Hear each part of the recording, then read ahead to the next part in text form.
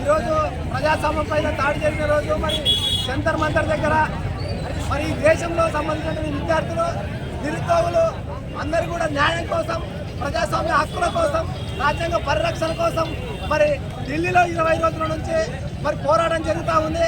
ఇవాళ దేశంలో దాదాపు 23 లక్షల మంది విద్యార్థుల జీవితాలతో చెలగాటమాడుతున్న కేంద్ర ప్రభుత్వం నీట్ లీకేజ్ పేపర్ను లీకేజ్ చేసి విద్యను వ్యాపారంగా మార్చుకుంటూ ఉన్నారు. ఇది చాలా దుర్మార్గం అని ఇవాళ దేశ యువత ప్రశ్నిస్తూ ఉన్నది. మీరు దీనికి సమాధానం చెప్పకుండా ఇవాళ నిర్బంధిస్తూ ఉన్నారు, ఇవాళ దాడులు చేస్తూ ఉన్నారు, ఇవాళ స్వచ్ఛందంగా వాయిస్ వినిపిస్తూ ఉన్నాము. ప్రజాస్వామ్యంలో మీరు చేసిన దోపిడిని, మీరు చేసిన నీట్ లీకేజ్ని అందుకోసమే మేము ఏం కోరుకుంటున్నాం, మేమేం అడుగుతున్నాం, మేమేం ప్రశ్నిస్తున్నాం. ఈ ప్రజాస్వామ్యంలో ఈ భారతదేశంలో మరి న్యాయం జరగాల, యువతకు న్యాయం జరగాల. మరి మీరు చేసినటువంటి నీటి లీకేజ్ పేపర్ను ఎవరైతే బాధ్యులు ఉన్నారో వాళ్ళని తక్షణమే రాజీనామా చేయాలని ఈ దేశ యువత కోరుకుంటా ఉంటే ఇవాళ మీరందరూ మరి నిర్బంధిస్తూ ఉన్నారు, నాటి చార్జీ జరుగుతూ ఉన్నారు, చూస్తూ ఉన్నాం.